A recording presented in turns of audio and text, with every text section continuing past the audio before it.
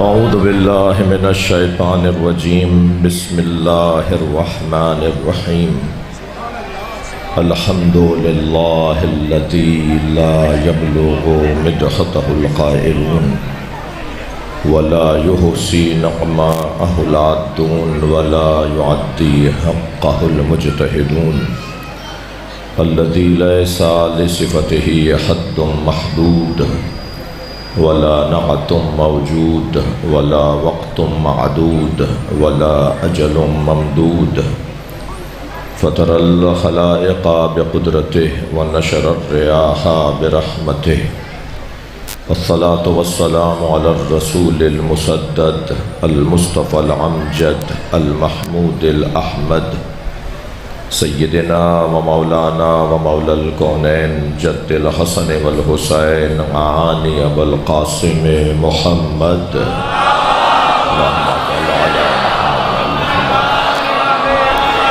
و آلہ الطیبین الطاہرین المعصومین الذین قال اللہ انما یرید اللہ لیذہب عنکم الرجس اہل البیت ویطہرکم تطہیرا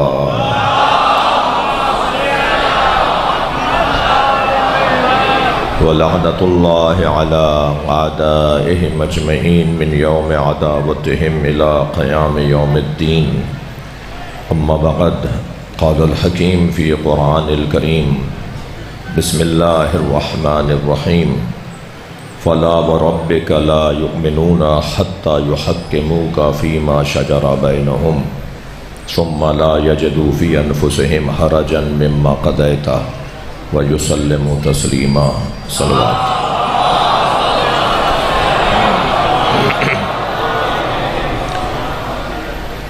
اس سے بلند صلوات دیا کریں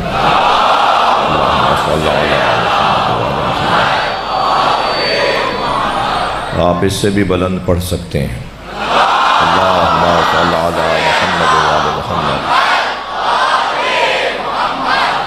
سورہ مبارکہ النساء کی 65ویں آیت آیت کا عنوان عظمت مصطفیٰ ہے فَلَا وَرَبِّكَ لَا يُؤْمِنُونَ حَتَّى يُحَكِّمُوكَ فِي مَا شَجَرَ بَيْنَهُمْ اے میرے حبیب، اے میرے محبوب، اے میرے معشوق، اے میرے عاشق، اے میری جان، تمہارے رب کی قسم۔ یہ لہجہ ہے اللہ کا اپنے نبی سے متعلق۔ مجھ طالب علم سے اگر کوئی پوچھے کہ آپ نے قرآن پڑھ کر کیا سمجھا، تو میں جو کہوں گا اس میں سے ایک بات یہ کہوں گا کہ پورا قرآن عاشق اور معشوق کی گفتگو ہے۔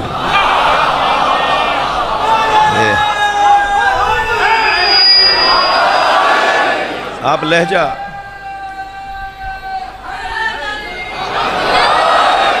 لہجہ تو دیکھیے جی، اگر سرکار کالی کملی اوڑھ کر آ جائیں تو اللہ کو نبی کا آنا اچھا لگتا ہے۔ میں اس مضمون پر بہت دیر رک سکتا ہوں، لیکن مجھے کیونکہ اس آیت سے کچھ اور نتیجہ لینا ہے، یعنی ایک نتیجے تک جانا ہے، تو اگر میں کہوں تو یوں کہوں کہ ایسا لگتا ہے جیسے پوری کائنات میں اللہ کو نبی کے علاوہ کوئی نظر ہی نہیں آتا۔ ساری دنیا سے وہ کہتا ہے کہ مصلوں پر آ جاؤ، بستر چھوڑ دو، آرام چھوڑو، مصلوں پر آ جاؤ، آرام چھوڑو، مصلوں پر آ جاؤ، مگر اپنے نبی سے فرماتا ہے قم اللیل الا قلیلا، اے میرے مصطفیٰ کبھی بستر پہ بھی چلے جایا کرو۔ کیا لہجہ ہے، کیا لہجہ ہے، کیا انداز ہے۔ اللہ کو نبی کے ہاتھ نظر آتے ہیں، اللہ کو نبی کی زبان یاد آتی ہے، سرکار کے پیروں پر ورم آ جائے تو اللہ کو احساس ہوتا ہے کہ میرے نبی کے پیروں پر کہیں ورم تو نہیں آ گیا۔ جی ایک ایک ادا محمد کہہ کے تو وہ قرآن میں صرف 3 دفعہ ہی اس نے بات کی ہے، وہ نام نہیں لیتا، جی محمد کہہ کر بات نہیں کرتا۔ 3 آیتوں سے زیادہ آیتیں نہیں ہیں جی، مزمل، طٰہٰ، یاسین، مدثر، یہ لب و لہجہ میرے نبی کے ساتھ اللہ کا۔ تو اگر مجھ سے کوئی پوچھے کہ کیا نظر آ رہا ہے قرآن میں، تو بھائی یہ عاشق ہیں یا معشوق ہیں۔ اچھا ممکن ہے کہ کوئی ایک دوست، بہت بڑا اہتمام ہے، بہت بڑا مجمع ہے، ہمارے کوریجہ برادران نے فرمایا، حاجی کرم حسین صاحب تمام ڈیرہ غازی خان کے احباب تشریف فرما ہیں، لہٰذا میں یہ سوچ بھی رہا ہوں کہ شاید کوئی ایک ایسا بچہ، کوئی جوان، اہل سنت بہت آئے ہوئے ہیں، مجھے ابھی آتے آتے معلوم ہوا کہ جماعت اسلامی کے دوست بھی ہیں، مولانا فضل الرحمان کے جماعت کے لوگ بھی ہیں، ویسے بھی در حسین پہ ملتے ہیں ہر مزاج کے لوگ۔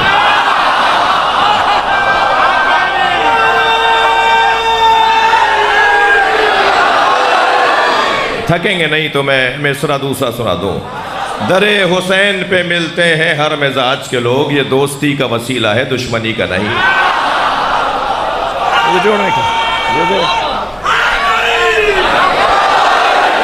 جوڑنے کی جگہ ہے بھائی۔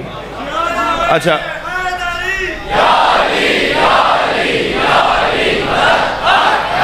اور میں شیعہ بچوں سے ایک جملہ کہہ دوں، خبردار امام حسین کی عزاداری شیعوں کی ملکیت نہیں ہے۔ شیعہ امام حسین کی عزاداری کے مالک نہیں ہیں، نوکر ہیں۔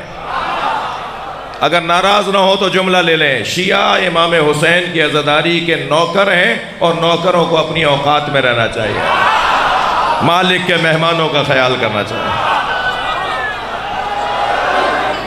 توجہ کر لیا آپ نے؟ اور پھر مجھے دو مصرے یاد آ گئے، ان سنی بھائیوں کے لیے کہہ رہا ہوں کہ یہ کس نے کہہ دیا کہ ہماری ہے کربلا؟ نہیں، شعر تو بھائی شعر کتنا سنیں گے۔ یہ کس نے کہہ دیا کہ ہماری ہے کربلا؟ حق بات تم کہو تو تمہاری ہے کربلا۔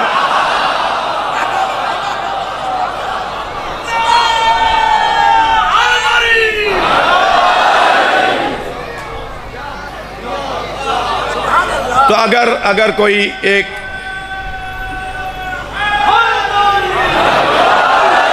کوئی ایک بچہ، کوئی جوان، کوئی اگر یہ سوچ لے، کوئی یہ چاہے کہ یہ مولانا کیا عاشق معشوق کیا باتیں لے بیٹھے، یہ ممبر کی تو زبان نہیں ہے، تو میں اسے بتانا چاہتا ہوں کہ کربلا عاشقوں کی جگہ ہے۔ علامہ اقبال کہتے ہیں، بے خطر کود پڑا آتش نمرود میں عشق، یہ حضرت ابراہیم نہیں کودے تھے، عشق کودا تھا۔ بے خطر کود پڑا آتش نمرود میں عشق، عقل ابھی محو تماشائے لب بام رہی۔ عقل تو چھت پہ کھڑی دیکھتی رہ گئی اور عشق آگ میں کود گیا۔ میں دیکھ رہا ہوں کہ بعض جگہ پہلو بدلنے کی جگہ نہیں ہے، یہ جیسے بیٹھا ہے بیچارہ ایسے ہی بیٹھا رہے گا میرا بھائی جی۔ بہت جگہ میں رستے میں سے بھی دیکھتا آ رہا ہوں، ماشاءاللہ باہر بھی مومنین بڑی تعداد میں، پوری مسجد بھری ہوئی ہے، پورا امام بارگاہ۔ اچھا سنی بچوں کو ایک بات بتا دوں کہ ہم مسجد علیحدہ بناتے ہیں، امام بارگاہ علیحدہ۔ ہاں، سب مدرسہ بناتے ہیں، ہم بھی بناتے ہیں، سب مسجدیں بناتے ہیں، ہم بھی بناتے ہیں، مگر ہم امام بارگاہ مسجد سے ہٹ کر بناتے ہیں۔ ہاں، کیا شیعوں کے پاس پیسے زیادہ ہیں؟ مسجد میں آپ نے ایک ہی ہال کیوں نہیں بنا لیا؟ مسجد میں آپ نے مجلس کیوں نہیں کی؟ وہاں بھی ممبر ہے، وہاں بھی مائک ہے، وہاں بھی بیٹھنے کی جگہ ہے، وہاں بھی انتظام ہے، کیوں علیحدہ سے امام بارگاہ؟ پوری دنیا میں، صرف پاکستان کا حال نہیں ہے، پوری دنیا میں مسجد علیحدہ، امام بارگاہ علیحدہ۔ اس کا ایک موٹا سا سبب یہ ہے، میرے بچوں جوانوں آپ کو بتا رہا ہوں، اپنے سنی بھائیوں کو بتا رہا ہوں، اس لیے کہ مسجد میں ہندو نہیں آ سکتا، یہودی نہیں آ سکتا، عیسائی نہیں آ سکتا، اور امام بارگاہ حسین کا خیمہ ہے جو ہر آنے والے حر کے لیے کھلا ہوا ہے۔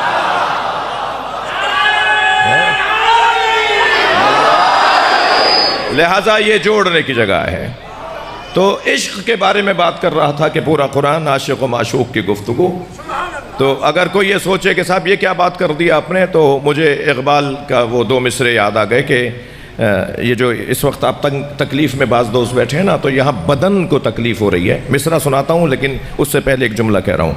یہاں بہت سے لوگوں کو بدن کی تکلیف ہو رہی ہے مگر روح کو غذا مل رہی ہے۔ یہ امام حسین کا دسترخوان، یہ روحانی غذا کی جگہ ہے۔ تو اقبال کہتے ہیں کہ عشق پر اعمال کی بنیاد رکھ، عشق پر اعمال کی بنیاد رکھ، عقل کو تنقید سے فرصت نہیں۔ جب عقل اپنے کمالات کو گزار دے تو پھر منزل عشق شروع ہوتا ہے۔ حضرت فرمایا اس درخت کو غور سے دیکھو، اس درخت کے پاس کھڑا ہو کر میرا حسین تم سے کوئی بات کرے گا، اس وقت تم یاد رکھنا کہ میں نے تم سے کہا تھا میرے بچوں کا ساتھ دینا۔ اور جب روز عاشور امام حسین نے اس درخت کے پاس کھڑے ہو کر خطاب کیا تو یہ شخص سامنے والی لائن میں کھڑا تھا، تو امام نے فرمایا تمہیں یہ درخت یاد ہے؟ جی، امام نے فرمایا میرے بابا نے تمہیں یہ درخت یاد کروایا تھا، یہ وہی دن ہے کہ جس دن کے لیے میرے بابا نے تمہیں توجہ دی تھی۔ تو کربلا عاشقوں کی جگہ ہے۔ تو یہ آیہ کریمہ بھی، اچھا عاشق اور معشوق یعنی کب نبی عاشق ہیں، کب نبی معشوق الہی ہیں؟ تو اگر اس کو ایک جملے میں کہوں تو یوں کہوں گا کہ جب یہ محمد ہوتے ہیں تو معشوق ہوتے ہیں، جب احمد ہوتے ہیں تو عاشق ہوتے ہیں۔ جی، اب اس آیت کو لے لیجئے آپ، جس کی خاطر میں نے اتنی تمہید باندھی، فلا وربک مومن نہیں ہو سکتا تو امیر المومنین کیسے ہوگا؟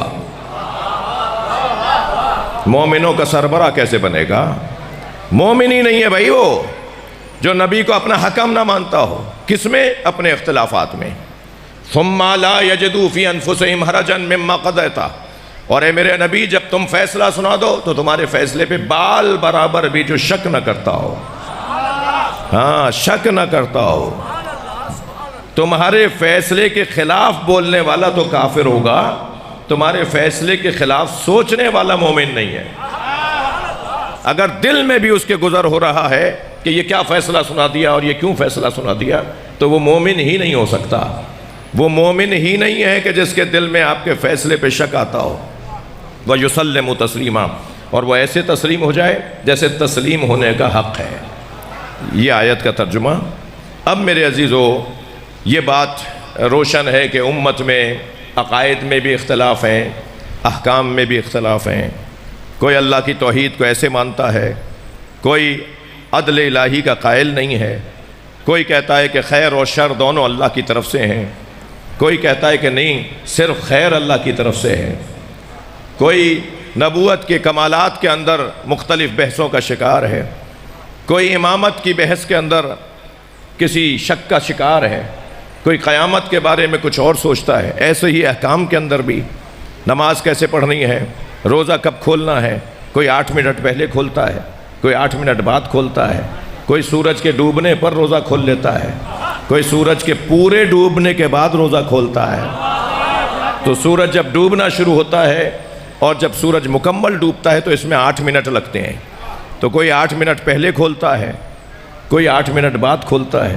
ایسا ہی ہے۔ جی، میں ایک جگہ بیٹھا ہوا تھا تو میں نے کہا حضور یہ جو سولر سسٹم ہے نا، یہ بھی اس وقت آف ہوتا ہے جب سورج پورا ڈوب جاتا ہے۔ تو وہاں ایک صاحب بیٹھے تھے، کہنے لگے اچھا سولر بھی شیعہ ہے؟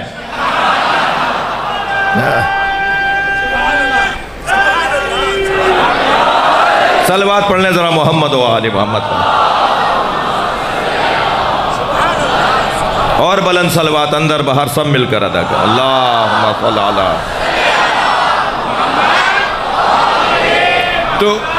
تو اختلافات امت کے اندر مختلف موضوعات میں ہیں، اور قرآن نے یہ فیصلہ دیا ہے کہ جو میرا نبی فیصلہ سنائے اسے من اور ان مان لو، شک نہ کرو میرے نبی کے فیصلوں پر۔ تو نبی کے بارگاہ میں حاضر ہوتے ہیں کہ یا رسول اللہ ہمارا فیصلہ کریں، کس مسئلے پر فیصلہ کریں؟ جو مسئلہ ہماری آپ کی امت میں سب سے زیادہ اہم ہے وہ ہے آپ کے بعد آپ کا جانشین کون ہے؟ جی، آپ کے بعد آپ کا جانشین کون ہے؟ ایک طبقہ کہتا ہے کہ علی چوتھے ہیں، اور ایک طبقہ کہتا ہے علی پہلے ہیں۔ تو یہ ہمیں حل کرنا ہے نا مسئلہ کہ علی پہلے ہیں یا علی چوتھے ہیں۔ توجہ ہے نا حضرات کی؟ تو سرکار سے جا کے پوچھ لیتے ہیں یا رسول اللہ آپ بتائیے کہ علی پہلے ہیں یا علی چوتھے ہیں۔ البتہ میں نبی کے جواب لینے سے پہلے، سرکار کی بارگاہ سے جواب لینے سے پہلے، میں ایک خود سے سوال کر رہا ہوں کہ مجھے کچھ لوگوں کی منطق سمجھ میں نہیں آتی، جو لوگ کہتے ہیں کہ علی آخرت میں پہلے نمبر پر ہے مگر کہتے ہیں دنیا میں چوتھے نمبر پر ہے، جو آخرت میں پہلے نمبر پر ہو بھائی جنت اس کے ہاتھ میں، محشر اس کے ہاتھ میں۔ کوئی جنت میں جا نہیں سکتا جب تک کہ علی کی تحریر نہ ہو، کوئی جنت کی خوشبو نہیں سونگھ سکتا جب تک کہ اس کے دل کا حاکم علی نہ ہو۔ جنت کے 8 دروازوں پر علی ولی اللہ تک کلمہ لکھا ہوا ہے، ہر جانے والا پڑھے گا لا الہ الا اللہ محمد الرسول اللہ علی ولی اللہ۔ جنت کے دروازے پہ جب کنڈی بجتی ہے تو اس کی آواز علی علی کی آتی ہے، جنت میں جب تیز ہوائیں چلتی ہیں تو اس کی آواز علی علی کی بنتی ہے۔ اللہ نے جنت کو مخملی پردوں سے سجایا ہوا ہے اور اس پہ جو نگار لکھے ہوئے وہ علی علی لکھے ہوئے ہیں۔ محشر کے اندر جب قافلہ ہدایت داخل ہوگا تو سرکار فرماتے ہیں جب میں محشر میں آؤں گا تو میرے آگے آگے علی چل رہا ہوگا، میں علی کے پیچھے ہوں گا، میرے پیچھے سارے نبی ہوں گے۔ تو ایک صحابی محترم نے کہا یا رسول اللہ آپ علی سے افضل ہیں، علی آپ کے آگے کیسے چلیں گے؟ تو سرکار نے فرمایا تم نے مجھ سے نہیں سنا، علی صاحب لوائی، علی میرا علمدار ہے، اور علمدار ہمیشہ آگے چلتا ہے، لشکر پیچھے چلتا ہے۔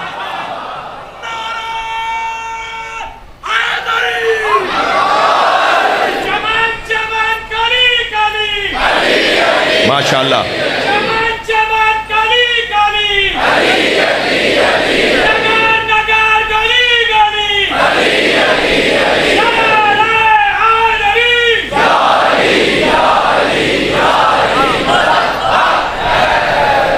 تھک تو نہیں رہے میری باتوں سے؟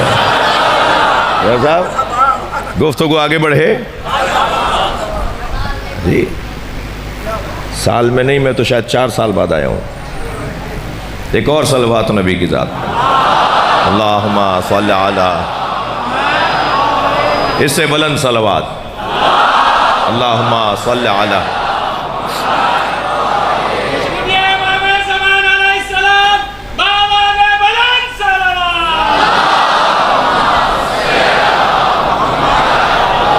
بھائی اگر مجھ سے، میں سرکار سے، ہم مل کر سرکار سے پوچھیں، بلکہ میں یوں کہوں کہ کوئی طالب علم مجھ سے پوچھے کہ نبی کی 63 برس کی زندگی کا خلاصہ کیا ہے؟ یہ ہوتا ہے ایسا کبھی کبھی کہ کہتے ہیں صاحب وقت ختم ہو گیا مولانا، بہت دیر سے مجلس چل رہی ہے، وقت ختم ہو گیا، ذرا 10 منٹ کا خطاب کریں بس۔ تو 10 منٹ میں گھنٹے کی بات کرنی ہوتی ہے، اور بعض اوقات اس سے بھی کم ہوتا ہے۔ ہندوستان میں یوم حسین تھا، اور یوم حسین کا موضوع تھا کہ کربلا نہ ہوتی تو کیا ہوتا۔ جیسے بینر لگا ہوا ہے نا، اس میں بڑا بڑا سیمینار کے اندر لکھا ہوا تھا کہ کربلا نہ ہوتی تو کیا ہوتا۔ علامہ علی نقی نقن صاحب مہمان خصوصی تھے، انہیں آخر میں خطاب کرنا تھا۔ تو جب وہ آئے تو انہیں کہا حضور 5 منٹ رہ گئے ہیں، اذان ہونے والی ہے، تو آپ 5 منٹ میں ہی کچھ کہہ دیجئے۔ انہوں نے فرمایا کہ 5 منٹ تو بہت زیادہ ہیں، میں آدھے منٹ میں بات کروں گا۔ وہ مائک پر آئے اور انہوں نے بسم اللہ پڑھی۔ اب بسم اللہ پڑھنے میں اور ایک جملے میں آدھا منٹ بھی کم لگے گا، تو انہوں نے بسم اللہ پڑھ کے کہا کہ اگر کربلا نہ ہوتی تو جمعے کی نماز بدھ کو ہوتی۔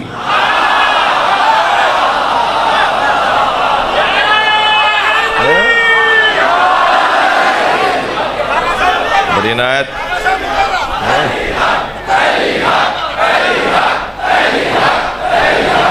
مل کر صلوات ہدیہ کر دیں نبی اور علی نبی پر، اللہم صلی علی۔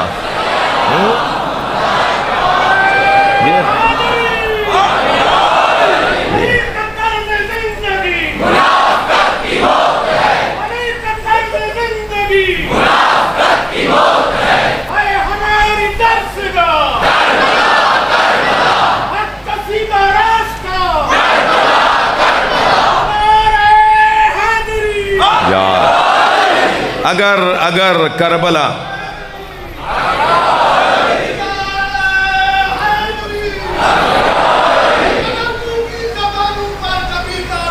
واہ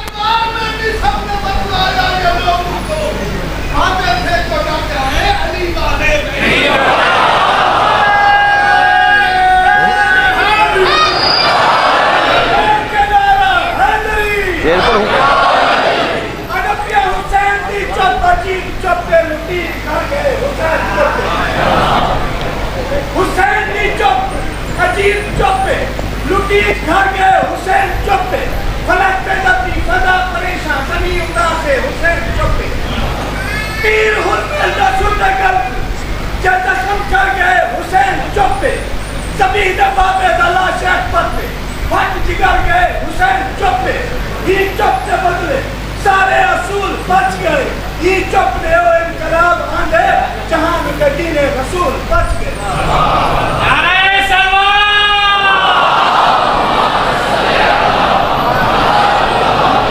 بھائی میرے ادھر سے جو بھائی نے ملنگوں کی ترجمانی کی اور ادھر سے میرے بھائی نے ذاکروں کی ترجمانی کی، تو بڑا جاگتا ہوا اور بیدار مجمع ہے، اور بہت عرصے بعد ڈیرہ غازی خان کے مومنین کی زیارت ہو رہی ہے۔ میں ان دونوں فکروں کے درمیان اپنی ان کی گویا کہہ لیں کہ بات کو بالا کرتے ہوئے، کربلا ولایت علی کا دفاع ہے۔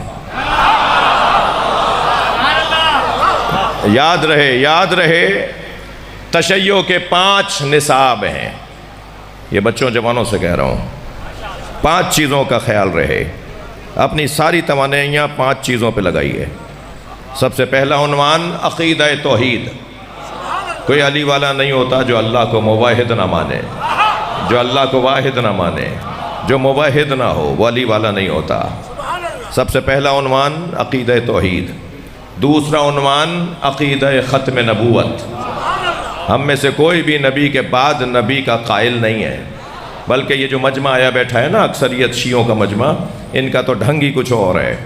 یہ محمد الرسول اللہ کے بعد علی ولی اللہ پڑھ کر ہر آنے والے نبی کا دروازہ بند کر دیتے ہیں۔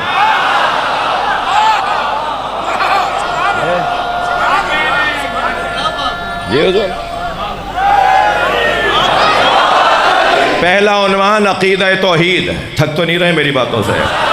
دوسرا عنوان عقیدہ ختم نبوت۔ تیسرا عنوان ولایت علی، اس کے بغیر شیعت کی شین پوری نہیں ہوتی۔ تیسرا ہمارا عنوان تشیع وہ ہے ولایت مولا علی۔ چوتھا عنوان عزاداری امام حسین۔ ہم تو زندہ ہی نہیں ہیں بغیر عزاداری کے، ہمارا تو کوئی وجود ہی نہیں ہے بغیر عزاداری کے، ہم ہیں ہی نہیں بغیر عزاداری کے۔ مجھے تو امام کے ظہور کی خوشبو آ رہی ہے، اس لیے کہ امام کے ظہور سے پہلے حقائق کھلنا شروع ہوں گے، جو حقائق کھلنا شروع ہو گئے۔ 10 سال پہلے تک کالے کپڑے بدعت تھا، اب سنت ہو گیا ہے۔ 10 سال پہلے تک امام حسین پہ رونا بدعت تھا، اب حسین مولا پہ رونا سنت ہے۔ ہم کہیں نہیں گئے، ہمارا دوست ہمارے گھر آ گیا ہے، ہم کہیں نہیں گئے، ہمارا دوست ہمارے گھر آ گیا ہے۔ چوتھا عنوان توجہ ہے، چوتھا عنوان عزاداری سید الشہداء۔ چوتھا عنوان عزاداری سید الشہداء۔ پانچواں عنوان عقیدہ ظہور امام زمانہ۔ ان 5 موضوعات پر ان بچوں جوانوں پر کام ہو جائے تو یہ تشیع کا نصاب مکمل ہو جاتا ہے۔ ہمارے مسلمات میں سے ہے یہ عقیدہ۔ بات تھوڑی سی آگے جائے،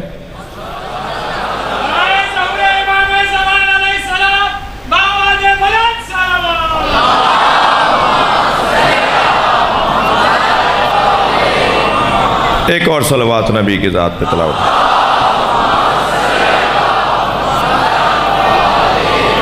اس سے بلند صلوات پڑھ لیجئے۔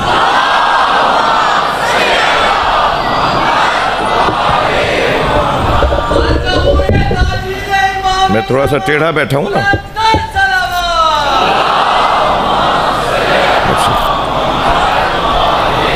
بات تھوڑی سی آگے جائے۔ بات یہ ہے کہ نبی سے فیصلہ لینا ہے، اور سرکار کا جو فیصلہ ہوگا اسے امت کو ماننا ہے، اور جو نہیں مانے گا نبی کے فیصلے کو وہ مومن نہیں ہے۔ تو ہم پوچھ لیتے ہیں سرکار سے، یا رسول اللہ آپ کے بعد آپ کا جانشین کون ہے؟ ہمارے بھائیوں نے کتابیں لکھی ہیں الحمدللہ پچھلے سالوں میں پاکستان میں، اور وہ یہ کہ مولا علی کے بارے میں کہتے ہیں کہ علی خلیفہ بلا فصل باطنی ہے، علی خلیفہ بلا فصل باطنی ہے۔ باطنن علی خلیفہ بلا فصل ہیں، یعنی علی بن ابی طالب علم نبی میں، عصمت مصطفیٰ میں، غیرت مصطفیٰ میں، عزت مصطفیٰ میں، شجاعت مصطفیٰ میں، سخاوت مصطفیٰ میں، معنویت مصطفیٰ میں، قرب الہی مصطفیٰ میں اگر نبی کا کوئی جانشین ہے تو وہ علی ہے، ٹھیک ہے؟ مگر علی بن ابی طالب نبی کے روحانیات اور معنویات کے جانشین ہیں۔ نبی کی طرف سے جو مملکت چلانے اور ریاست چلانے کا جو کام تھا، خلافت میں علی چوتھے ہیں۔ کتنا سجا کے پیش کیا ہے جی، یہ ایک خیال ہے، لیکن نہیں عزیزو، اس بحث کو اگر میں علمی اعتبار سے آگے لے کے چلوں تو بہت ساری چیزیں، بہت سا وقت درکار ہے۔ میں سطح عموم یعنی میرے بچوں کے سطح تک آ کر بھی بات مجھے کرنا ہے، اور جو شخصیات تشریف فرما ہیں، دانشور آئے ہوئے ہیں، ان کو بھی ذہن میں رکھ کے بات کرنی ہے۔ مجھے یاد آ رہا ہے کہ ایسے ہی ایک دفعہ یوم حسین میں ایک خطیب اہل سنت نے کہا کہ سنو، علی کا مقام یہ ہے کہ فضیلتیں دو طرح کی ہیں جی، ایک مقام فضیلت ظاہری طور پر ہے اور ایک باطنی طور پر ہے۔ تو کہنے لگے کہ علی فضیلت میں پہلے نمبر پر ہے مگر خلافت میں چوتھے نمبر پر ہے۔ تو ایک صاحب کھڑے ہو گئے، کہنے لگے اگر علی فضیلت میں پہلے نمبر پر ہیں تو علی کو خلافت میں بھی پہلے نمبر پہ ہونا چاہیے۔ تو الجھ کے کہنے لگے 1,24,999 پیغمبروں میں آنے والا سب سے زیادہ فضیلت والا سمجھ میں آتا ہے، تو 3 کے بعد چوتھا تمہیں کیوں نہیں سمجھ میں آتا ہے؟ یہ بڑی سجی باتیں ہیں، میں ان سجی باتوں سے اختلاف کرتا ہوں، اور اختلاف میرا توجہ ہے، اختلاف میرا ان سجی باتوں سے یہ ہے۔ ایک صلوات اور پڑھ لیں نبی کی ذات پر۔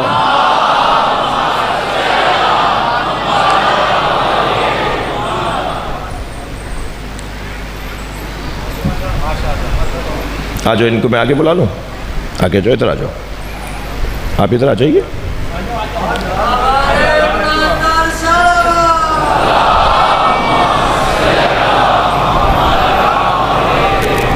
ٹھیک ہے، آپ اب آرام سے بیٹھیں گے۔ ایک صلوات اور نبی کی ذات پہ، اللہم صلی علی محمد و علی محمد۔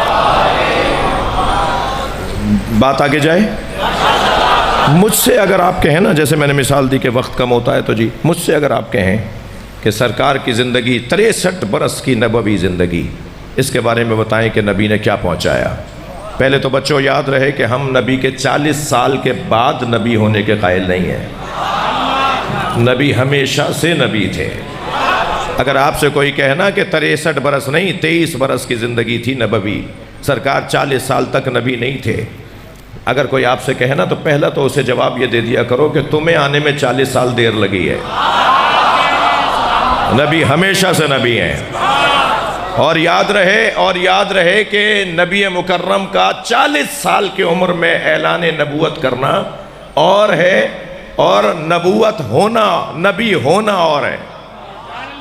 سرکار ہمیشہ سے نبی تھے، اس وقت بھی نبی تھے جب آدم علیہ السلام نہیں تھے، ہمیشہ سے ہمارے نبی تھے۔ یہ اور بات ہے کہ آپ نے 40 سال کی عمر میں اعلان نبوت کیا، جس کی ایک موٹی دلیل میں آپ کو دوں۔ کسی نے میرے مولا امام جعفر صادق علیہ السلام سے کہا، یا ابن رسول اللہ، فرمائیے آیت تطہیر 9 ہجری میں نازل ہوئی ہے، آیت تطہیر کے نازل ہونے کے بعد اہل بیت پاک ہوئے، اہل بیت آیت تطہیر کے نازل ہونے کے بعد پاک ہوئے، کیونکہ ان کی طہارت کا اعلان ہے۔ میرے مولا صادق مسکرائے، فرمایا کیا سورہ توحید نازل ہونے کے بعد اللہ ایک ہوا ہے؟ اللہ ہمیشہ سے وحدہ لا شریک، ہمیشہ سے اہل بیت کو اللہ نے جب سے خلق کیا ہے صاحب عصمت خلق کیا ہے۔ ہمارے نبی جب سے خلق ہوئے ہیں، ہمیں نہیں پتا کب سے خلق ہوئے ہیں، ہمیں نہیں پتا کب سے خلق ہوئے، جب کب کا لفظ ہی نہیں تھا، جب وقت ہی نہیں تھا۔ سورہ مبارکہ الدہر کی پہلی 3 آیتیں پڑھ لیجئے، هل أتى على الإنسان حين من الدهر لم يكن شيئا مذكورا إنا خلقنا الإنسان من نطفة أمشاج نبتليه. یہ جو دو انسانوں کی بات ہو رہی ہے نا، ایک انسان وہ ہے، کیا انسان پر کوئی ایسا وقت بھی آیا جب وہ قابل ذکر نہیں تھا؟ نہیں، ایک انسان ایسا تھا جو وقت بننے سے پہلے بھی قابل ذکر تھا. یعنی چاند نہیں بنا، سورج نہیں بنا، اللہ نے وقت کو اور ایام کو نہیں بنایا، اس سے پہلے بھی ایک انسان تھا. اچھا، اگر چاند سورج نہیں تھا اور ایک انسان قابل ذکر تھا، جب کچھ نہیں تھا تو اس کا ذاکر کون تھا؟ وہ مذکور تھا تو اس کا ذاکر کون تھا؟ یہ پنجتن وہ ہیں کہ جن کا ذاکر خود اللہ ہے. یہ انسان جو ہر وقت سے پہلے تھا، اور وہ انسان جسے اللہ نے نطفے سے بنایا ہے. یہ دونوں انسان برابر نہیں ہیں. یہ قرآن کا لفظ ہے بھائی، لفظ نطفہ. اِنَّا خَلَقْنَا الْإِنسَانَ مِن نُطْفَةٍ أَمْشَاجٍ نَبْتَلِيهِ. یہ انسان کہ جو متحرک پانی سے بنا، یہ انسان اور ہے. وہ انسان جو وقت سے پہلے تھا. الرحمن علم القرآن خلق الانسان. رحمان جس نے قرآن پڑھایا پھر انسان کو خلق کیا. یہ کون سا انسان ہے جو بننے سے پہلے قرآن پڑھ چکا تھا؟ کون سا انسان ہے جو دنیا میں آنے سے پہلے قرآن پڑھ چکا تھا؟ جی یہ تو نبی مولا کے بارے میں ہے نا بات. مجھے تو نہیں پتا کہ حضرت محمد حنفیہ نے امام حسن سے امام حسین کے لیے کیا کہا، جن کے کہنے پر امام حسن نے امام حسین کے فضائل پڑھے. اور یہ فضائل اصول کافی میں ہیں، مستند ترین کتابوں میں سے ایک کتاب ہماری. اس میں امام حسن نے فرمایا، کیا فرمایا؟ ان اخی الحسین قد عالمنا علما. میرا بھائی حسین ہم سب سے بڑا عالم ہے. امام حسن امام حسین کے لیے فرما رہے ہیں قد عالمنا علما، میرا بھائی حسین ہم سب سے بڑا عالم ہے. وَأَثْقَلُنَا حِلْمًا، اور میرا بھائی حسین حلم اور بردباری میں ہم سب سے زیادہ سنگین ہے. اللہ اکبر. آگے سنیں مولا حسن کی زبان سے مولا حسین کے فضائل. فرماتے ہیں کانا یقرأ الوحی قبل ان ینطق. حسین نے قرآن نازل ہونے سے پہلے قرآن پڑھ لیا تھا. کیسے سمجھیں گے اسے؟ کانا فقیہن قبل ان یخلق. حسین پیدا ہونے سے پہلے فقیہ تھے. ابھی حسین مخلوق نہیں ہوئے تھے کہ فقیہ تھے. جی یہ وہ انسان. کون سا انسان؟ کہ جو خلق ہونے سے پہلے عالم تھا، جو مخلوق بننے سے پہلے عالم تھا. تھک رہے نا میری باتوں سے؟ جب ابلیس نے، شیطان نے حضرت آدم کو سجدہ نہیں کیا تو کیا کہا اللہ نے ابلیس سے؟ یا ابلیس ما منعک ان تسجد لما خلقت بیدی استکبرت ام کنت من العالین. اے ابلیس، تجھے اسے سجدہ کرنے سے کس نے روکا تھا جسے میں نے اپنے دونوں ہاتھوں سے بنایا ہے؟ متکبر ہو گیا تھا یا عالین میں سے تھا؟ متکبر ہو گیا تھا جو سجدہ نہیں کیا، یا عالین میں سے تھا؟ نقن صاحب فرماتے ہیں تفسیر اس آیت کی تفسیر میں، فَهَذَا عَلِيٌّ مولا، اب علی اس کا مولا ہے. نبی نے اپنی زندگی میں اپنے منصب پر علی کو بٹھایا ہے. نبی نے امت پہ نہیں چھوڑا،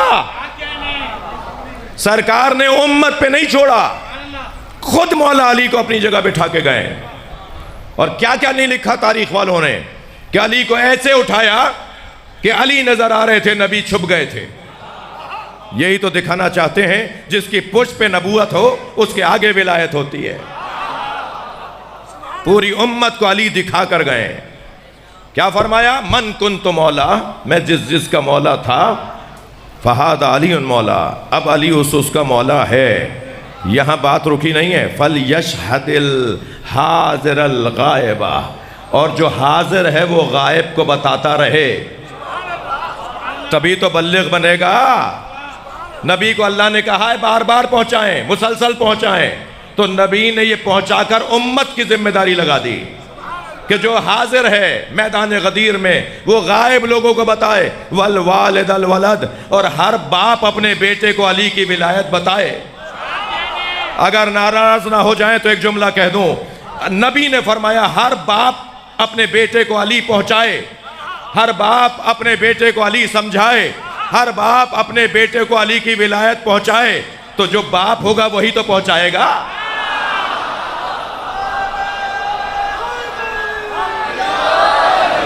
صلوات پڑھ لیں محمد و آل محمد پر۔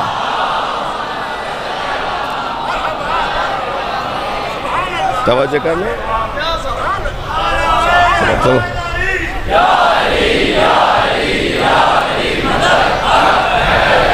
تھک گئے آپ۔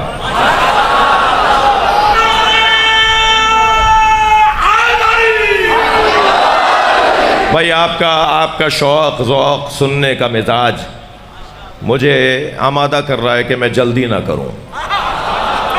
ہاں گرمی ہے، حبس ہے، اور میرے اوپر تو کوئی خاص پنکھا نہیں ہے، یہ پنکھے تو آپ سب پر ہیں۔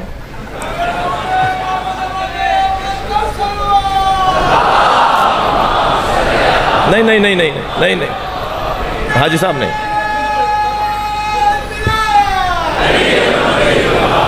دوبارہ کہو بھائی، دوبارہ کہو۔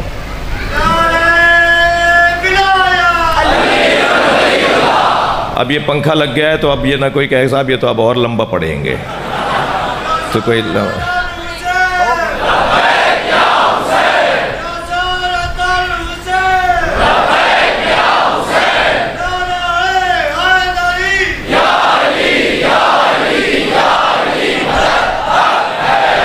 قیامت تک ہر محفل کا عنوان علی، قیامت تک ہر مجلس کا عنوان علی، قیامت تک ہر ملاقات کا عنوان علی۔ مجھے ان لوگوں سے کچھ زیادہ پیار ہے جو ملاقات کرتے وقت سلام کے بعد یا علی مدد بھی کہتے ہیں، اس لیے کہ وہ یہ کہہ کر بتاتے ہیں کہ ہم نبی کی وصیت پہ عمل کر رہے ہیں۔ پہنچاتے رہو، پہنچاتے رہو۔ اور اگر آپ آمادہ ہیں تو تھوڑا سا آگے بڑھوں۔ اس آیہ کریمہ میں اللہ نے ارشاد فرمایا ان لم تفعل، اگر تم نے یہ نہیں کیا، ان لم تقل نہیں ہے، اگر تم نے علی کو نہیں بولا، علی بول کے نہیں دکھایا۔ ولایت علی قول کا نام نہیں ہے، ولایت علی فعل کا نام ہے۔ تم نے اگر یہ کام نہیں کیا، یعنی نبی نے قولاً اور فعلاً دونوں امت کو علی دکھائے، بول کر بھی، جس کے کان سنگین ہو وہ دیکھ بھی لے۔ بھائی اتنا بڑا مجمع تھا، کوئی کہہ دیتا مجھ تک آواز نہیں آ رہی تھی، تو آواز تم تک نہیں آ رہی تھی، علی تو نظر آ رہا تھا۔ نہیں آپ تھک رہے ہیں میری باتوں سے۔ اگر آپ سننا چاہ رہے ہیں تو تھوڑی سی گردن ہلاتے رہیے۔ اب میں کیا کروں، گرمی تو ہے، اب اس میں تو حاجی صاحب میرا قصور نہیں ہے، یہ تو برداشت کرنا پڑے گا۔ گرمی تو ہے، اور اس گرمی کو آپ ولایت علی کی گرمی میں بدل دیجئے تو احساس ہی نہیں ہوگا۔ توجہ کر لی نا آپ۔ وَإِن لَمْ تَفْعَلْ، مولانا حضرات سے، وَإِن لَمْ تَفْعَلْ فَمَا بَلَّغْتَ رِسَالَتَهُ، اگر آپ نے یہ نہیں کیا تو آپ نے رسالت کا کوئی کام انجام نہیں دیا۔ میں اس پہ نہیں رکنا چاہ رہا، اگرچہ اس پہ بھی بڑے لطیف پیغامات ہیں، بڑے حسین پیغامات ہیں۔ سرکار دو جہاں کے سارے کام ایک طرف، علی کی ولایت ایک طرف۔ جی توجہ کر لی عزیزو، تھک کے نہ سنیے گا، ایک ہدیہ کر رہا ہوں آپ کو، ایک جملہ ہدیہ کر رہا ہوں۔ آپ نبی مکرم کی ساری رسالت حسن پاتی ہے علی کی ولایت کے اعلان پر، تو میری اور آپ کی نمازیں کیسے بچیں گی بغیر علی کے؟ ہماری عبادتوں کا تولنے کا ذریعہ علی مولا، جس کے دل میں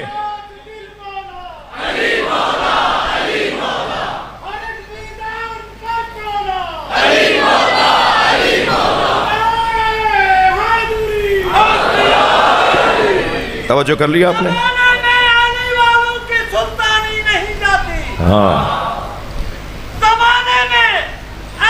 مجلس کا حصہ ہے یہ، نہیں جاتی، برداشت کیجئے اسی باعث منافق کی پریشانی نہیں جاتی۔ جی۔ علی کے دشمنوں کی عاقبت پہچان لے محسن، جب وہ مرتے ہیں تو ان کی شکلیں پہچان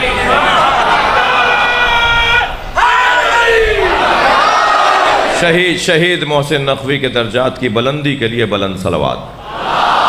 اللہم صل علی شہدائے ملت۔ ڈیرہ غازی خان میں اور بہت ساری شہادتیں ہوئیں، ان تمام شہیدوں کے درجات کی بلندی کے لیے بلند تر صلوات۔ صل علی محمد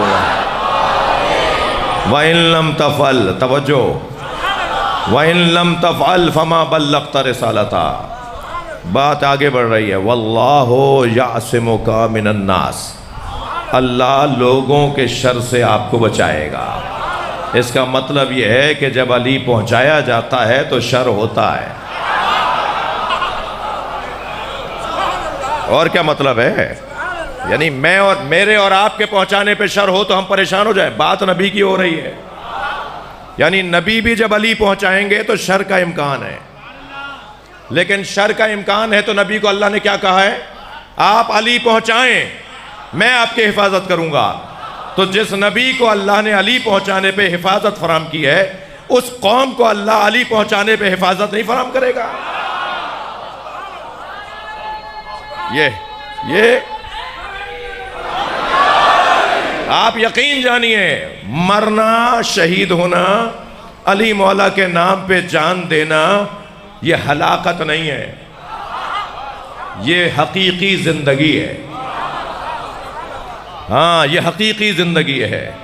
میں تو یوں کہہ دوں کہ جو زندہ ہے نا وہ زندہ ہیں، اس پہ شک کریں، مگر جو شہید زندہ ہے اس پہ یقین کریں۔ شہید سے زیادہ زندہ کوئی نہیں ہے۔ اور میرا اور آپ کا جرم اور ہمارے ان شہیدوں کا جرم کیا تھا بھائی؟ بتائیے نا، کیا تھا جرم؟ ولایت مولا علی۔ ایک جوان مجھ سے کہنے لگا کب تک مارے جائیں گے؟ میں نے کہا جب تک تمہاری چھتوں پہ علم لگا ہوا ہے۔ کہنے لگے کب تک مارے جائیں گے؟ میں نے کہا جب تک تم اذانوں میں علی ولی اللہ پکار رہے ہو۔ یہ سارا اسی وجہ سے تو ہے۔ لیکن نبی کو جب اللہ نے کہہ دیا کہ میں تمہیں لوگوں کے شر سے بچاؤں گا، تو پھر ہمیں بھی یقین رکھنا چاہیے۔ کون ہے بھائی جو آب حیات پی کر آیا ہے؟ حضرت عیسیٰ نے جس مردے کو زندہ کیا تھا وہ بھی 20 سال بعد مر گیا تھا۔ جو نبیوں کے معجزوں سے زندہ ہوئے وہ بھی مر گئے۔ کون آب حیات پی کر آیا ہے؟ سب کو جانا ہے۔ بہتر نہیں ہے کالے کپڑوں میں دم نکلے، بہتر نہیں ہے یا حسین کہتے ہوئے دم نکلے، بہتر نہیں ہے مولا علی کی محبت میں دم نکلے۔ اس لیے کوئی ٹینشن، کوئی پریشانی نہیں ہے جی۔ یہ تو گھڑائی کو کچھ اور ہے جس کا ذائقہ ہم جانتے ہیں، اس گھڑے کا پانی کا ذائقہ ہم جانتے ہیں۔ اور بلائیے اپنے بچوں کو، جوانوں کو، عزیزوں کو، دوستوں کو، اپنے بھائیوں کو۔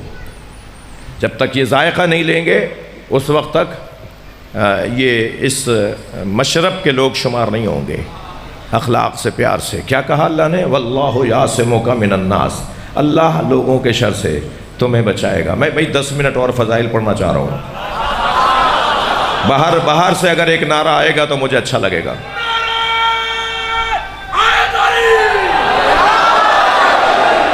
نہیں، پتہ نہیں چلا مجھے باہر سے۔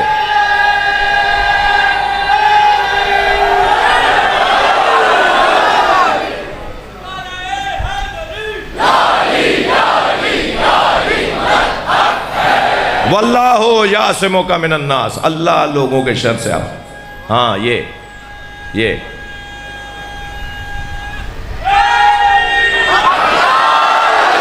اللہ لوگوں کے شر سے آپ کو بچائے گا۔ واللہ یعصمک من الناس، اللہ لوگوں کے شر سے آپ کو بچائے گا۔ تو کوئی شر ہونا تھا کیا؟ ہاں، ہوا۔ جب سرکار نے فرمایا من کنت مولا، تو پھر ایک مرتبہ آواز آئی حارث ابن نعمان فہری کی، یہ آپ نے اپنی طرف سے اعلان کیا ہے یا اللہ کی طرف سے؟ تو سرکار نے فرمایا میں تو کچھ بولتا ہی نہیں ہوں جب تک کہ وحی نہ آ جائے۔ جب اس نے کہا اچھا یہ اللہ کی طرف سے آیا ہے، تو پھر اللہ سے کہیے کہ آسمان سے پتھر نازل ہو۔ مجھے تو کہیں نہیں ملا کہ نبی نے بد دعا کی ہو. رحمت للعالمین تو بد دعا ہی نہیں کرتا. مجھے کہیں نہیں ملا سرکار نے اللہ سے کہا کہ پتھر نازل کر. توجہ ہے, علی کے دشمن کے لیے بد دعا کی ضرورت نہیں ہے. نہیں تھک رہے ہیں آپ میری باتوں سے؟ یہ قرآن ہے بھائی. سأل سائل بعذاب واقع. ایک سائل نے عذاب مانگا اور عذاب آیا. یہ قرآن کہہ رہا ہے. ایک سائل نے, ایک مانگنے والے نے عذاب مانگا اور عذاب واقع, عذاب آیا. جب اس نے کہا نا کہ, تو حضرت نے فرمایا میں کوئی بات ایسی نہیں کرتا. تو کہنے لگا پھر آسمان سے پتھر نازل ہو اور جو مجھے مار ڈالے. ویسے عزیزو, دشمن علی عذاب ہی مانگتا ہے. جی میں دشمن علی کے چہرے سے نقاب اتارنا بھی جانتا ہوں. میں چاہ نہیں رہا کہ اس وادی میں زیادہ رکوں. پاکستان میں ہمارا کوئی دشمن نہیں ہے. ہم سے دشمنی کرنے کے لیے قابلیت چاہیے جو ان میں نہیں ہے. ہمت, جرت, مردانگی نہیں ہے ان میں. جی میں نہیں چاہ رہا زیادہ ان لوگوں کے چہرے سے نقابیں اتاروں. آپ مجھ سے بہتر جانتے ہیں کیا ہوا. نبی نے جب کہہ دیا کہ اللہ کی طرف سے ہے تو پھر یہ بڑبڑاتا ہوا اپنی اونٹنی پر بیٹھا, اور ابھی تھوڑا ہی چلا تھا کہ ایک مرتبہ آسمان سے کنکر نازل ہوا اور اس کے بالکل سر کے درمیان آ کے لگا اور اس کے بدن کو چیرتا ہوا, اونٹنی کی کمر توڑتا ہوا زمین پر گیا. میں اللہ سے کہوں گا یا اللہ, بدتمیزی دشمن علی تو یہ تھا, اس اونٹنی کا کیا قصور تھا؟ توجہ بھائی, اس نے کہا تھا نا مولا علی کی ولایت کا انکار اس نے کیا تھا نا, تو اس کے عذاب آیا. یہ اونٹنی کا کیا قصور تھا؟ یہ اونٹنی کی کمر بھی ٹوٹ گئی. اچھا میں اپنے جوانوں کو اور زیادہ اس بات کو روشن کرنے کے لیے ایک مثال دوں. شام کا دربار ایک دفعہ مدینے میں لگا. شام کا دربار ایک مرتبہ مدینے میں لگا. امام حسن مجتبیٰ بدل ناخواستہ تشریف لائے. امام بولنا نہیں چاہ رہے تھے, کچھ کہنا نہیں چاہ رہے تھے, اصرار کرنے لگا کہ کچھ کہیے کچھ کہیے. تو حضرت نے اپنا خطبہ, اپنی شان میں خطبہ ارشاد فرمایا اور فرمایا میں بتاؤں کہ میں کون ہوں. اللہ نے میرے خاندان کو کیا کیا شرف عطا کیا ہے. اپنے فضائل, اپنے دادا کے فضائل, اپنے نانا کے فضائل, اپنے بابا کے فضائل, اپنے بھائی, اپنی مادر گرامی کے فضائل. امام حسن نے پڑھتے پڑھتے فرمایا سنو, اللہ اکبر, لو شئت لجعلت عراق شاما و شام عراقا. میں چاہوں تو عراق کو شام بنا دوں, شام کو عراق بنا دوں. ہاں میں چاہوں تو شمال کو جنوب بنا دوں, جنوب کو شمال بنا دوں. میرے مولا نے جب یہ فرمایا نا کہ میں چاہوں تو جغرافیہ بدل دوں, میں چاہوں تو زمین کا نقشہ بدل دوں, تو ایک شخص کھڑا ہو گیا, کہنے لگا فموں کا صغیر و کلاموں کا کبیر. تمہارا دہن چھوٹا ہے, معاذ اللہ, تمہارا دہن چھوٹا ہے, تمہاری باتیں بڑی ہیں. فَنَظَرَ إِلَيْهِ شَذْرًا. جیسے اس نے کہا نا یہ کون کر سکتا ہے, اتنی بڑی بڑی باتیں آپ کر رہے ہیں کہ میں عراق کو شام کر دوں, شام کو عراق کر دوں, شمال کو جنوب کر دوں, جنوب کو شمال کر دوں, میں زمین یوں بدل کے دکھا دوں, ایک لمحے میں زمین بدل دوں. یہ کون کر سکتا ہے ایسا؟ فَنَظَرَ إِلَيْهِ شَذْرًا. تو امام حسن نے اسے غور سے دیکھنا شروع کیا اور پھر فرمایا اما تستحین تجلسین فی الرجال. تجھے شرم نہیں آتی مردوں میں بیٹھی ہے؟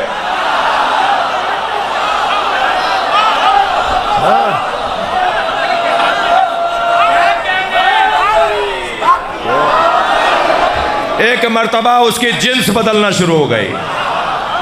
تو یقین نہیں کر رہا تھا کہ عراق شام ہو سکتا ہے, شام عراق ہو سکتا ہے. میں تیرے بدن میں بتاتا ہوں کہ میں کیا کر سکتا ہوں. اور جب وہ شرمندہ ہو کے نکلنے لگی تو امام نے اسے آواز دے کر کہا تیری جو زوجہ تھی وہ تیرا شوہر ہو گئی ہے. ہاں عجیب عجیب حسین مولا علی کی, مولا اہل بیت کی ولایت تکوینی پہ دلیل روایت. یہ روایت اہل بیت کی ولایت تکوینی پر ہے. اس سے روشن مجھے نہیں ملی ولایت تکوینی کی وہ اور مستند ترین یہ روایت ہے. ہمارے ان علماء نے اس روایت کو لکھا ہے جو روایت لینے میں سخت مزاج ہیں, ہر روایت کو نہیں لیتے. میں مولا کی بارگاہ میں کہوں مولا बदतमीजी तो इसने की थी, इसकी बीवी का क्या कसूर? हाँ, इसकी बीवी का क्या कसूर जो अब इसका शौहर हो गई? मौला, बेअदबी तो हारिस इब्न नौमान फहरी ने की थी, इस ऊँटनी का क्या कसूर? तो मेरे बच्चों में 10 मिसालें बना सकता हूं कि कसूर किसी का है, नतीजा कहीं और भी जा रहा है। तो उसका मैं एक जुमला कह दूं, खबरदार, हर हाथ मिलाने वाला दोस्त नहीं होता। दोस्ती करते वक्त देख लेना कहीं अजाब उसकी वजह से तुम पे ना आ जाए।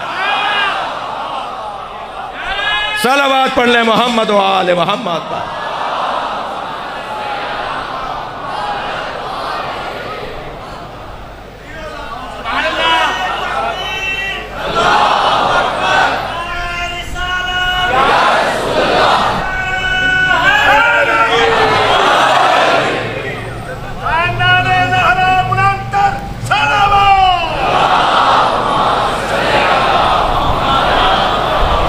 सारी जिंदगी मौला अली की विलायत को समझाया।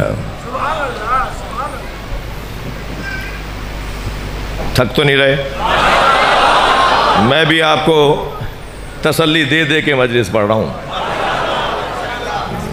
शायद कोई 1-8% सोच रहे हो कि कब उतरेंगे ये, हमें तो बाहर जाने का रास्ता भी नहीं मिल रहा जी।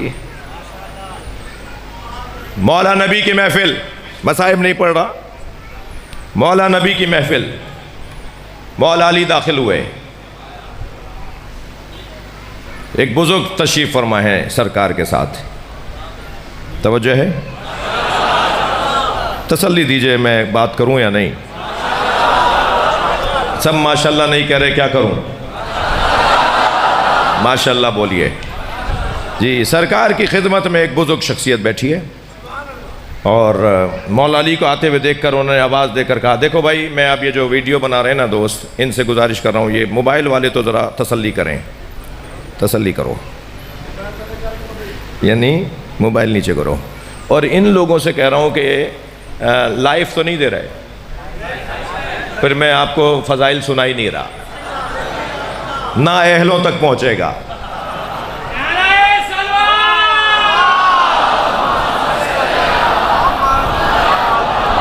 ये हाज़री की न्याज है, वो ठंडे कमरे में बैठा हुआ सुन रहा है। आओ ना, गर्मी बर्दाश्त करो ना,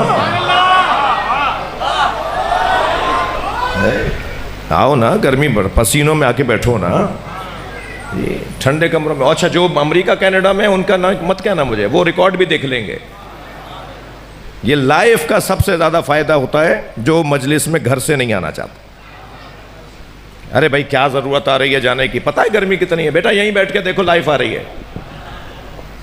आपने हाज़री में उनकी कमी कमज़ोरी कर दी। वैसे ही मैं करम भाई पहले से कोई 10 साल से पुकार रहा हूँ, आप यहाँ मुख्तलिफ़ इमाम बारगाहों के बानियान भी आए हुए हैं जी, जी पूरा डिवीज़न है। तो आप बानियान से मैं हाथ जोड़ के कहूँगा, मैं भी बानी हूँ, मेरे अपने ख़ानदानी अज़ादारी है। जो लोग जानते हैं हम खैरपुर वालों को, जो खैरपुर सिंध, यहाँ डेरा गाजी ख़ान के तो ज़ाकरीन हमारे घर की मजलिसों में हम मेज़बान रहे हैं उनके। तो मैं 10 साल से पुकार रहा हूँ कि लाइव मजलिसें नशर नहीं होनी चाहिए जी। हाँ, वो बाद में सुन लेंगे जब सही तरह जाएगी तो जी, नाअहल तक बात जाएगी ना। जिसने अभी कच्ची पक्की नहीं पढ़ी, उसे मैट्रिक की बात कैसे समझ में आएगी?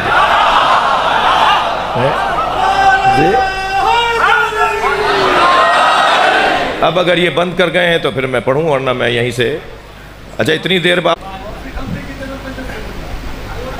हाँ मिलकर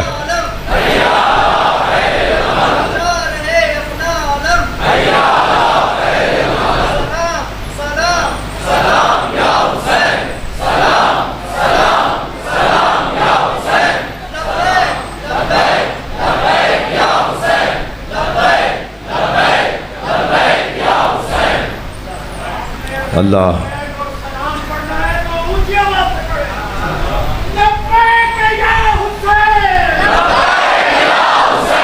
ماشاءاللہ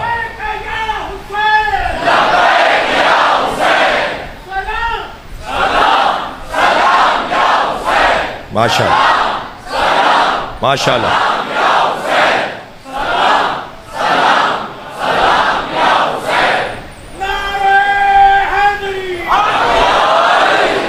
عزیزو، اس ولایت کی خاطر کربلا بسی ہے، بڑا خرچہ ہوا ہے ولایت علی پر، بڑا خرچہ ہوا ہے۔ بتا دوں کیا کیا خرچہ ہوا ہے؟ ولایت مولا علی پر پہلا خرچہ محسن کی شہادت،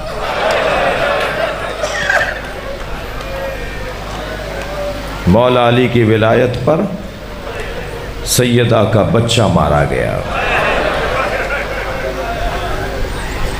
فرائض الصمتین ہمارے بھائیوں کی کتاب ہے، علامہ الجوینی کی کتاب۔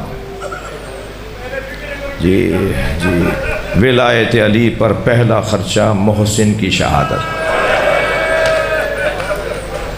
جناب زہرا کا بچہ مارا گیا۔ جی، اور یہ بچہ میں کہوں گا، اور آپ کو معلوم ہے کہ قیامت میں محشر میں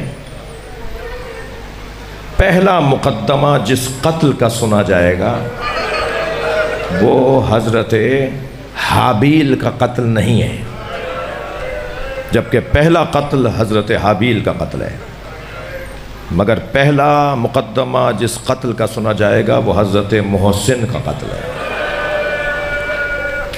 آواز آئے گی، غضوا ابصارکم حتی تجوز فاطمہ، اپنی آنکھوں کو بند کرو، فاطمہ آ رہی ہے، میری کنیز خاص فاطمہ زہرا کی سواری آ رہی ہے۔ سب کی گردنوں کو جھکایا جائے گا، سب کی آنکھوں کو بند کیا جائے گا، اور جب بی بی کی سواری عرش کے سامنے سے گزرے گی تو ایک مرتبہ بی بی اپنی سواری رکوا دیں گی۔ جب سواری رکے گی تو اللہ کی آواز آئے گی، فاطمہ کیوں رکی ہو؟ تو بی بی کی آواز آئے گی، بِأَيِّ ذَنبٍ قُتِلَتْ، میرے بچوں کو کس جرم میں مارا گیا؟ یا اللہ مجھے آج انصاف چاہیے۔ اللہ کہے گا، مانگو میری کنیز خاص، کیا مانگنا چاہتی ہو؟ تو بی بی فرمائیں گے، مجھے حسین ایسا دکھا جیسے عصر عاشورہ تھا، جو جہاں بیٹھا ہے اپنی آواز کو آزاد کرے، جس کے مذہب میں رونا جائز ہے وہ تکلف کر کے نہ روئے۔ مجھے حسین ایسا دکھا جیسے عصر عاشور تھا۔ آواز قدرت آئے گی، فاطمہ برداشت نہیں کر پاؤ گی۔ بی بی فرمائیں گی، یا اللہ میں اہل محشر کو بتانا چاہتی ہوں میرے ساتھ کیا ہوا ہے۔ تو وسط محشر کے زمین کو بلند کیا جائے گا، چاروں طرف محشر ہو جائے گا، بیچ کی زمین اونچی ہو جائے گی۔ جب وسط محشر کی زمین اونچی ہوگی تو آواز آئے گی، ھذا حسین۔ سارا محشر کیا دیکھے گا؟ امام حسین عصر عاشور، جب گھوڑے پہ ڈگمگا رہے تھے، کبھی دائیں گرنے لگتے تھے، زین پکڑ کے سنبھل جاتے تھے، کبھی بائیں گرنے لگتے تھے، زین پکڑ کے سنبھل جاتے تھے۔ اور عجیب جملہ لکھا ہے مقتل میں کہ جب امام گرنے لگتے تھے نا تو جس طرف گر رہے ہوتے تھے اس طرف اشارہ کر کے کہتے تھے، لا واللہ مجھے نہیں چاہیے، مجھے نہیں چاہیے۔ دوسری طرف وہ کہتے تھے، مجھے نہیں چاہیے، پھر سنبھل کے بیٹھ جاتے تھے۔ میں نے آیت اللہ مشکینی سے حرم حضرت معصومہ میں یہ اپنے کان سے جملے سنے ہیں۔ اللہ کا ولی عالم دین تھا، متقی ایسا کہ جس کی باتوں میں کرامتیں تھیں، ان سے میں نے خود سنا ہے۔ وہ کہنے لگے کہ یہ تو مل گیا نا تاریخ میں کہ حسین گرتے ہوئے کہتے تھے مجھے نہیں چاہیے، مگر حسین کو کون کیا دے رہا تھا؟ یہ لوگ تو سب گرانا چاہتے تھے، یزیدی سپاہی تو سارے حسین کو گرانا چاہتے تھے، امام حسین کو کون کیا دے رہا تھا؟ فرمانے لگے، معرفت کی نگاہوں سے دیکھو، کبھی نبی آگے بیٹھ کے کہتے تھے میری گود میں آ جاؤ، کبھی جناب زہرا آگے بڑھ کے کہتی تھی میرے لال میری آغوش میں آ جا، اور امام فرماتے تھے اماں یہ میرا امتحان ہے، اجرکم اللہ اجرکم اللہ۔ گریے کی آوازیں بلند ہو گئیں۔ اللہ آپ کو کسی غم میں نہ رلائے، سوائے غم اہل بیت میں ہمیں رونے رلانے والوں میں قرار دے۔ جو جہاں بیٹھا ہے بے تکلف ہو کے روئے، اور ایسے روئے جیسے امام نے فرمایا ہے۔ امام رضا فرماتے ہیں میرے جد کے مصائب سنو تو ایسے رویا کرو جیسے جوان بیٹے کی میت پہ ماں روتے ہیں۔ جی صبح عاشور سے عصر تک امام نے لاشیں بہت اٹھائے۔ عزاداروں کا شہر ہے۔ میں جب ابھی داخل ہوا ڈیرہ غازی خان میں تو میرے ساتھ کوئی 5-6 شخصیات ایسی ہیں جو شاید پہلی دفعہ ڈیرہ غازی خان آئے ہیں۔ جی کچھ ایسے احباب میرے ساتھ ہیں سفر میں، تو وہ پوچھ رہے تھے، ایک نے تو کہا تو یہ تو سارا شہر عزاداروں کا شہر ہے، یہاں تو جگہ جگہ علم لگے ہوئے ہیں، یہاں تو ہر چوک پر امام بارگاہ بنایا ہوا ہے۔ تو میں نے انہیں بتایا کہ یہ شہر کیسا شہر ہے، میں 2002-2003 سے اس شہر میں آ رہا ہوں، ایک مدت گزر گئی، یہ عزاداروں کا شہر ہے۔ تو میں عزاداروں سے ایک جملہ کہوں گا کہ حسین نے اپنی زندگی کا مصروف ترین دن گزارا، ایک لاشا لاتے تھے، ایک لاشا لے جانے کو جاتے تھے۔ اجر و کمل اللہ، اجر و کمل اللہ، اللہ آپ کو کسی غم میں نہ رلائے۔ میرے مولا نے صبح سے عصر تک لاشیں بہت اٹھائے، مگر رونے والوں 4 لاشوں پہ حسین بہت روئے۔ سنیں گے 4 لاشوں پر امام کی زبان پہ شکر کے کلمات تھے اور آنکھوں میں آنسو تھے۔ ان میں پہلا لاشا قاسم کا لاشا، امام حسن کے یتیم کا لاشا۔ میں جس ایک روایت کے مطابق یہ جملہ پڑھ رہا ہوں نا، وہ اس کا جملہ سن لیجئے، یہ واحد لاشا ہے جو حسین کو ایک جگہ سے نہیں ملا۔ میرے مولا نے کئی جگہ سے اپنے بچے کا لاشا، اجرکم اللہ، اجرکم اللہ۔ آوازوں کو آزاد کریں، جب آپ بلند آواز سے روتے ہیں امام صادق دعا دیتے ہیں، اللہ آپ کو کسی غم میں نہ رلائے۔ پہلا لاشا جس پر امام بہت روئے وہ حضرت قاسم کا لاشا۔ دوسرا لاشا عباس کا لاشا، غازی عباس کا لاشا۔ کبھی بازو اٹھائے تو کبھی مشکیزہ اٹھایا تو کبھی لاشے پہ گرتے گرتے پہنچے۔ حضرت عباس کا لاشا نہر کے کنارے چھوڑ کر آ گئے اور مڑ مڑ کر لاشا دیکھتے رہے۔ بہت روئے امام حسین عباس کے لاشے پر۔ تیسرے لاشے کا نام بتاؤں، وہ لاشا ہے علی اکبر کا لاشا۔ مجلس میں بڑی تعداد جوانوں کی آئی ہوئے ہے۔ اجرکم اللہ، اجرکم اللہ۔ جب حضرت علی اکبر گئے تھے نا میدان کربلا میں، تو امام حسین کو نہ جانے کیا خیال آیا، جناب فضہ کو بلا کر کہا اماں، اولاد کے حق میں ماں کی دعا کا اثر کچھ اور ہے، ام لیلہ سے کہو جا کر دعا کرے ایک دفعہ اور علی اکبر کو دیکھ لوں، میرا بچہ ایک دفعہ اور کربلا کے میدان سے مجھ سے ملنے آ جائے۔ حضرت ام لیلہ خیمے میں گئیں، سر پہ قرآن لیا، اللہ کے مناجات کرنا شروع کی، اے یعقوب سے یوسف کو ملانے والے، میرا یوسف بھی مجھے ایک دفعہ دکھا دے۔ ابھی حضرت ام لیلہ کی دعا مکمل نہیں ہوئی تھی کہ تکبیر کی آواز آئی۔ بی بی گئی ہیں در خیمہ پر تو کیا دیکھا، علی اکبر بابا سے بات کر رہے ہیں۔ پلٹ کر آ گئے، دعا قبول ہو گئی، دوبارہ آ گئے علی اکبر اور بابا سے یہ کہہ رہے ہیں، بابا چند گھونٹ پانی کے مل جاتے تو میں دشمن کو بتاتا کہ کس کا بیٹا ہوں، کس کا پوتا ہوں، مجھے کس عباس نے تربیت دی ہے۔ اجرکم اللہ۔ اب جب بیٹا بابا سے پانی مانگ رہا تھا نا، تو جناب ام لیلہ خیمے کے در سے کھڑی دیکھ رہی تھی۔ شاعر نے اس منظر کو 4 مصروں میں نظم کیا ہے۔ شاعر کہتا ہے، شدت پیاس سے اکبر نے پلٹ کر دیکھا اور ماں نے خیمے کی تنابوں سے لپٹ کر دیکھا۔ اجرکم اللہ، اجرکم اللہ۔ اپنی آوازوں کو آزاد کریں گے جی۔ شعر سننے والے، مرثیے سننے والے لوگ بیٹھے ہیں نا، ڈوڑھے سننے والے لوگ بیٹھے ہیں نا۔ شاعر کہتا ہے، شدت پیاس سے اکبر نے پلٹ کر دیکھا اور ماں نے خیمے کی، کہاں دیکھا؟ ماں کو دیکھا۔ ماں در خیمہ پہ کھڑی ہے نا، ماں کو دیکھا، پانی مانگ رہے ہیں اور ماں کو دیکھ رہے ہیں۔ تو شاعر کہتا ہے، شدت پیاس سے اکبر نے پلٹ کر دیکھا اور ماں نے خیمے کی تنابوں سے لپٹ کر دیکھا، کتنی مجبور تھی ساقی کوثر کی بہو،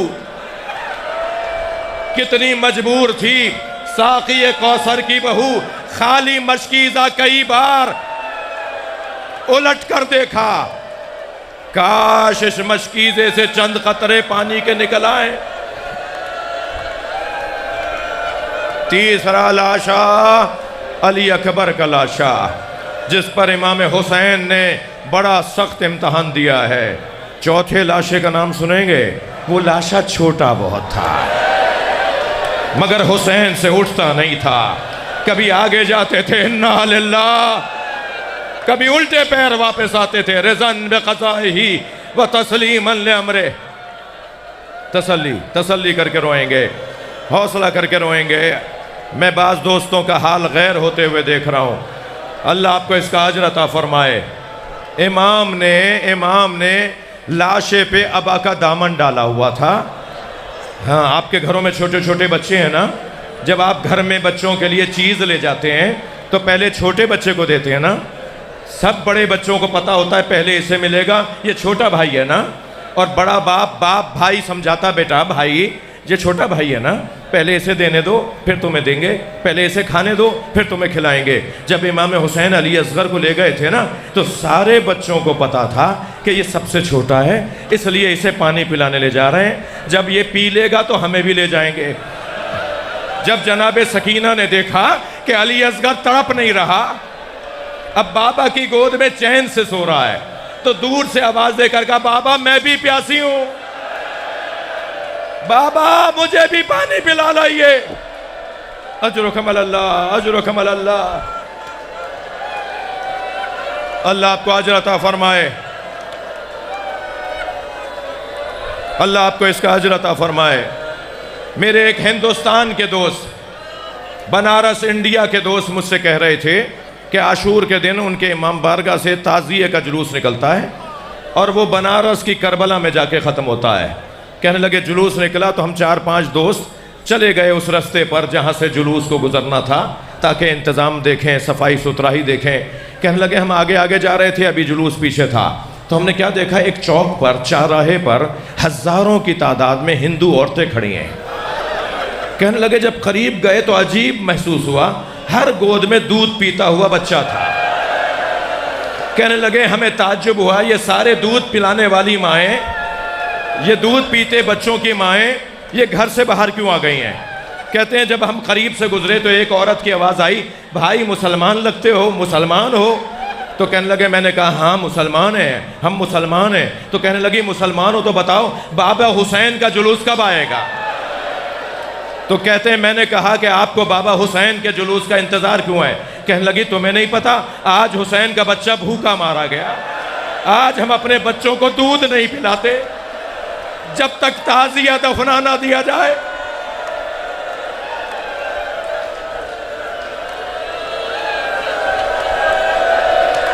اللہ لعنت اللہ علی قوم الظالمین فسيعلم الذين ظلموا